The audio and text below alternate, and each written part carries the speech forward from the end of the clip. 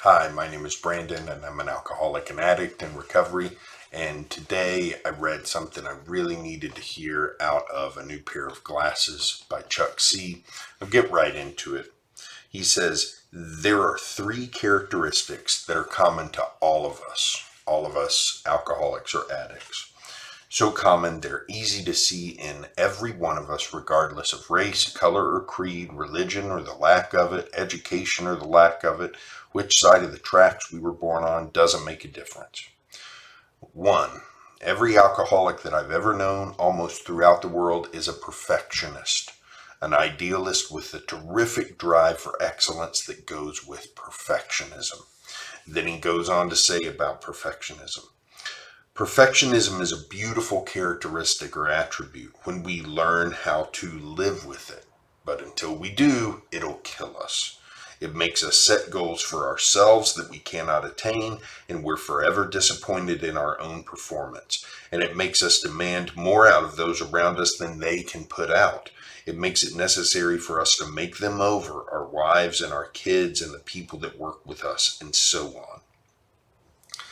Can you identify with that? That was what I needed to read this morning.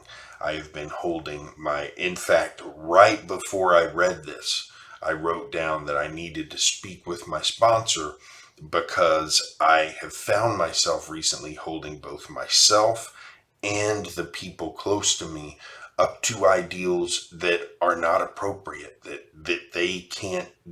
we can't achieve.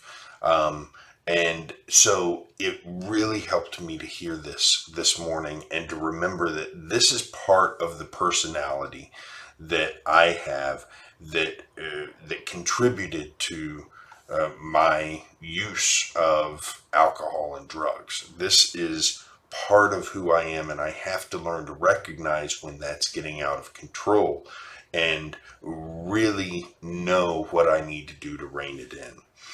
So he goes on and says, the second thing is that to a person, we were born with the interior awareness that life should be a good and a big and a beautiful thing. My insides proclaimed it, but I looked at it and it was cheap and it was dirty and it was ugly. And that was one of my biggest problems. I couldn't integrate myself into the life around me because I didn't like it. So, with our perfectionism comes the ability to imagine life as it should be, to imagine the beauty that we should be able to see in life, to imagine the heights to which our spirit should be able to soar. We can imagine all of that. We can picture it. We can imagine what it would be like if everything would just work the way that we think it should work. Life would be this beautiful thing, and we can see it not being that, and it disgusts us. That's the way we were in our addiction. In my addiction, I had the capacity to see so much beauty in life. When everything lined up the way that I thought it should, I had the capacity to see such beauty in life. One of the biggest benefits, one of the biggest joys of recovery has been able to see that beauty in life even when things don't line up. In spite of the chaos, in spite of things not happening the way that I might like them to happen, to still see that beauty in life.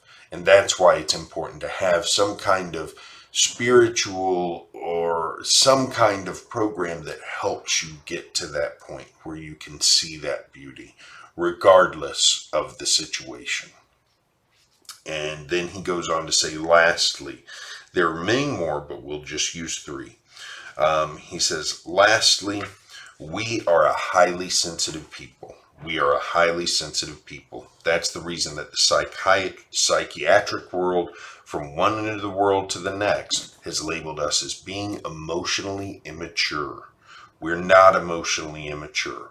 We're highly sensitive people. I always thought I was emotionally immature. And I really had not even thought about this until I read this today. I've had breakdowns because of stress at work. I've had breakdowns because of stress at home. I have been in positions where I cry because I hear a song that I think is really beautiful. And I've always thought that those kinds of things were a sign of emotional immaturity in me. But what Chuck C is saying here is that we are sensitive people, and that's really what's at the core of these things that we experience. It's not immaturity. It's not that we need to grow up. You might hear that from people. You just need to grow up.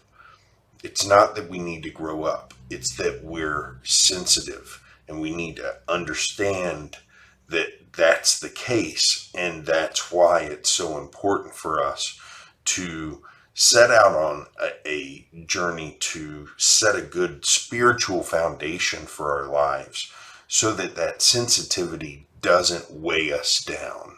We can kind of work it two ways. The sensitivity can lift us up and help us experience life in a way that other people don't experience it, in a more joyous way. Or it can also bring us down and cause us to experience life in a much more depressing and unpleasant way than our peers. So to sum all of this up, he says, I'm convinced that people like us, when we get here, have all the characteristics for alcoholism except alcohol. So he says, when we get here, when we're born. I'm convinced that people like us, when we're born, have all the characteristics for alcoholism except alcohol. All we have to do is add a little alcohol and we're off. We cannot integrate ourselves because we cannot integrate ourselves into the life around us. And it's not because we don't want to, because we do. We want so much to be a part of, and we're forever apart from. So this is our problem, a basic spiritual unrest.